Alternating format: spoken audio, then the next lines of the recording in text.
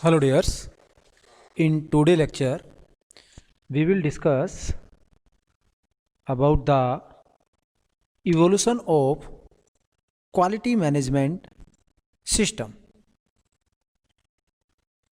So let we start. Till 1800, production of goods and services was primarily done by small groups.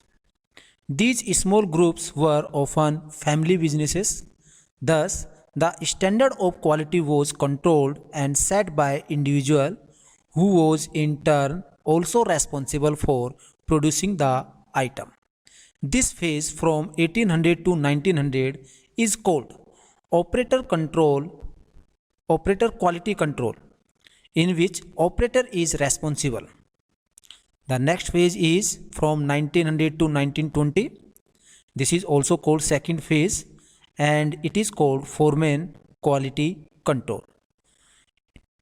From where mass production is started and the foremen or supervisors control the quality of the product, and they were also responsible for the shop floor operations.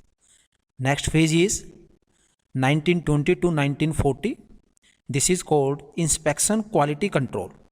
More complicated products and process, it becomes impossible to keep close watch over individual stage of operations.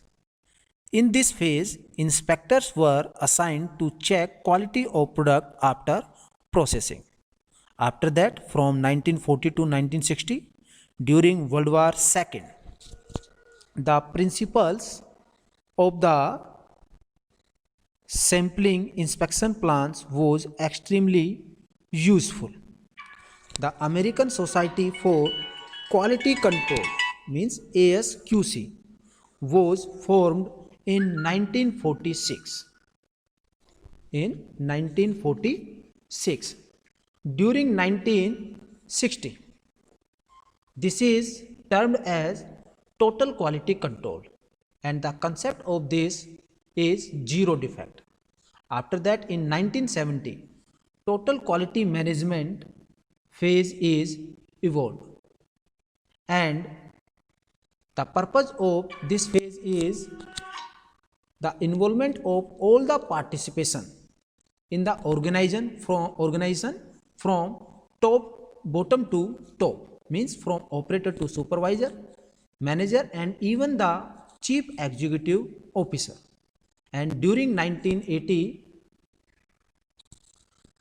various quality control and statistical software came into the market, and in 1989, Motorola started the Six Sigma initiative, a quality philosophy driven by a statistical approach for decision making, which within 10 years was sincerely adopted by various other companies. Our next topic is quality. So, quality is a relative term and it is used with reference to the end use of product.